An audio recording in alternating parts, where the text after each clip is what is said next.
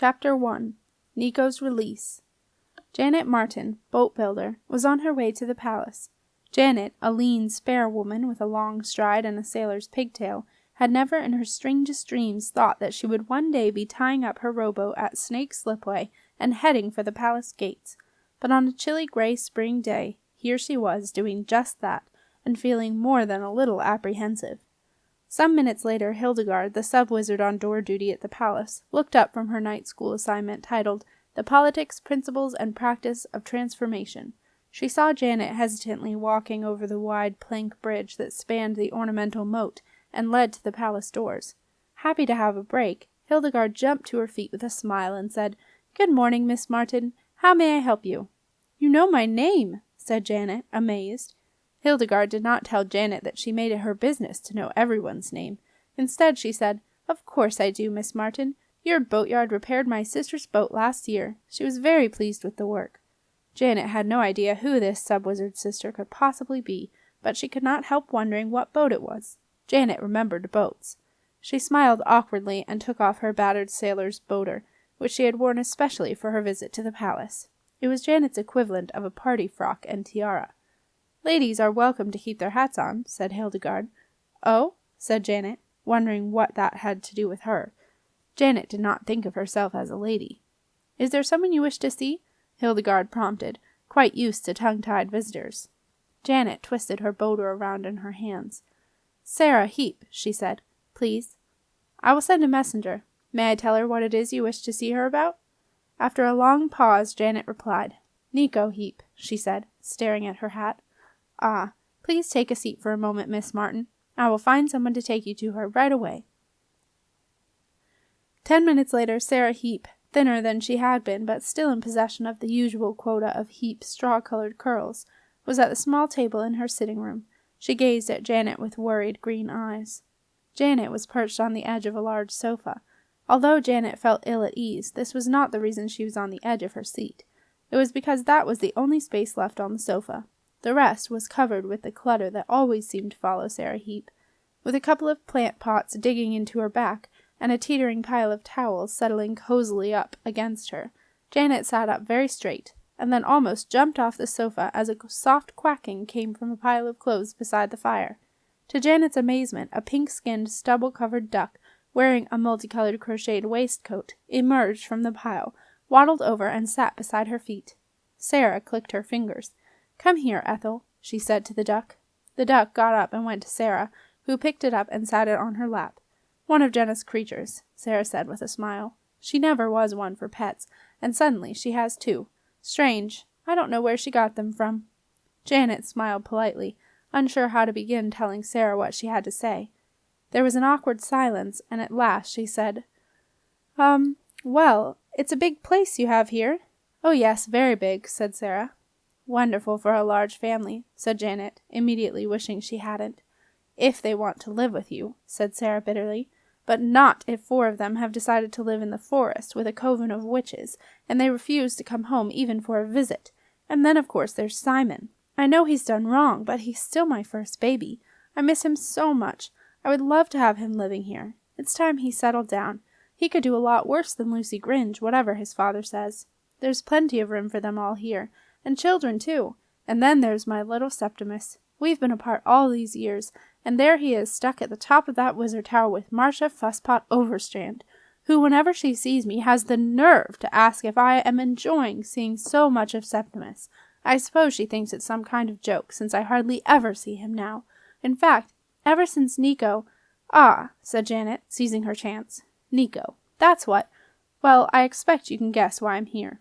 "No," said Sarah, who could but didn't want to even think about it. "Oh." Janet looked down at her boater, and then, very purposefully, put it on top of a pile of something behind her. Sarah's heart sank. She knew what was coming. Janet cleared her throat and began. "As you know, Nico has been gone for 6 months now, and as far as I understand, no one knows where he is, or when, indeed if, he is ever coming back. In fact, and I am very sorry to say this, I have heard that he will never return." Sarah caught her breath. No one had dared to say this to her face before. "I am very sorry to have come here like this, Madam Heap, but—" "Oh, it's Sarah. Please, just call me Sarah." Sarah. Sarah, I am sorry, but we cannot struggle on without Nico any longer. The summer season is looming, when even more foolhardy idiots will be putting to sea to try and catch a few herring. They'll all be wanting their boats ready, plus the fact that the port barge is in for repair again after this month's storms. Well, we are facing our busiest time. I'm so sorry, but while Nico is still apprenticed to me, according to the Boat Builders Association training regulations, which are an absolute minefield, but I do have to abide by them, I cannot engage anyone else. I urgently need a new apprentice, especially as Rupert Gringe is nearing the end of his articles soon. Sarah Heap clasped her hands together tightly, and Janet noticed that her fingernails were bitten down to the quick. Sarah was trembling and did not speak for some seconds. Then, just as Janet thought she would have to break the silence, Sarah said, "He will come back. I don't believe they went back in time. No one can do that. Jenna and Septimus just thought they did. It was some wicked, wicked spell. I keep asking Marcia to figure it out. She could find Nico. I know she could. But she's done nothing. Nothing. It's all a complete nightmare." Sarah's voice rose in despair. "I'm so sorry," Janet murmured. "I really am." Sarah took a deep breath and tried to calm down. "It's not your fault, Janet. You were very good to Nico. He loved working for you. But of course, you must find another apprentice, although I would ask you one thing." "Of course," replied Janet. "When Nico returns, will you renew his apprenticeship?" "I would be delighted to," Janet smiled, pleased that Sarah had asked for something she could readily agree to. "Even if I have a new apprentice, Nico would step straight into Rupert's shoes and become my senior apprentice, or journeyman, as we call it down at the yard." Sarah smiled wistfully. "That would be wonderful," she said. "And now," this was the part Janet had been dreading, "I'm afraid I must trouble you to sign the release." Janet stood up to pull a roll of parchment from her coat pocket, and the pile of towels, suddenly losing their support, fell down and took her place. Janet cleared a space on the table and unrolled the long piece of parchment that formed Nico's apprentice indentures. She secured it top and bottom with whatever came to hand, a well-thumbed novel called Love on the High Seas, and a large bag of biscuits. "Oh!" Sarah caught her breath at the sight of Nico's spidery signature, along with her own and Janet's, at the foot of the parchment. Hastily, Janet placed the release, a small slip of parchment, over the signatures, and said, "Sarah, as one of the parties who signed the indentures, I have to ask you to sign the release.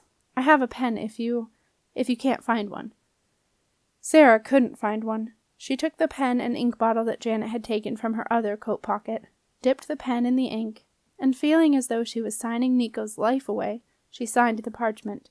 A tear dripped onto the ink and smudged it. Both Janet and Sarah pretended not to notice. Janet signed her own signature next to Sarah's. Then she took a needle threaded with thick sail cotton from her bottomless coat pocket and sewed the release over the original signatures. Nico Heap was no longer apprenticed to Janet Martin. Janet snatched up the hat balanced behind her and fled. It was only when she reached her boat that she realized she had taken Sarah's gardening hat, but she stuffed it on her head regardless, and rowed slowly back to her boatyard. Silas Heap and Maxie the wolfhound found Sarah in her herb garden. Sarah was, for some reason Silas did not understand, wearing a sailor's boater. She also had Jenna's duck with her. Silas was not keen on the duck. The stubble gave him goosebumps when he looked at it, and he thought the crocheted waistcoat was a sign that Sarah was going a little crazy. "Oh, there you are," he said, heading along the neatly tended grass path toward the bed of mint that Sarah was absent-mindedly poking at. "I've been looking everywhere for you." Sarah gave Silas a wan half-smile in reply, and as Silas and Maxie plowed through the defenseless patch of mint, she did not venture even a small protest. Silas, like Sarah, looked careworn. His straw-colored heap curls had recently acquired a gray dusting of salt and pepper. His blue ordinary wizard robes hung loosely from him, and his silver ordinary wizard belt was pulled in a notch or two more than usual.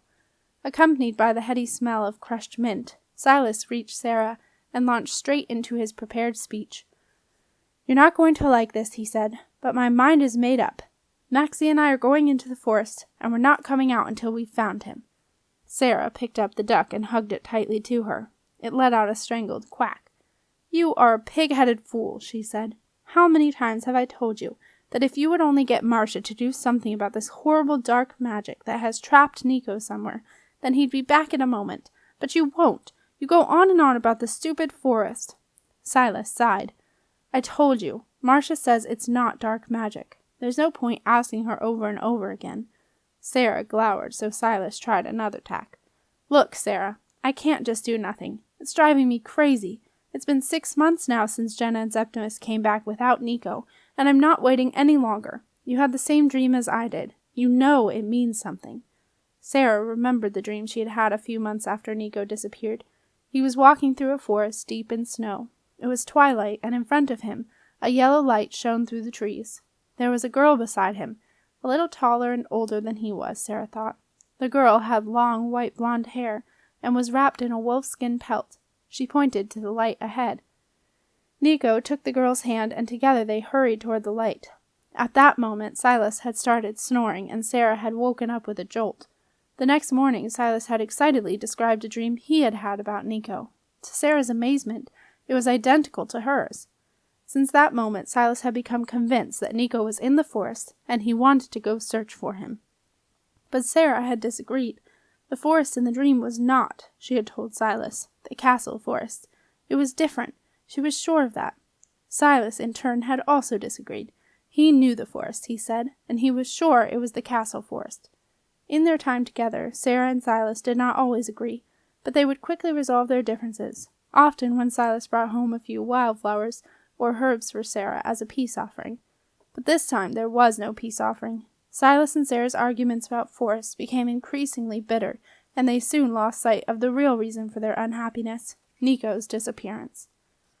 But now Silas had just bumped into the departing Janet Martin, who was carrying Nico's ex-apprentice indentures. He had made up his mind.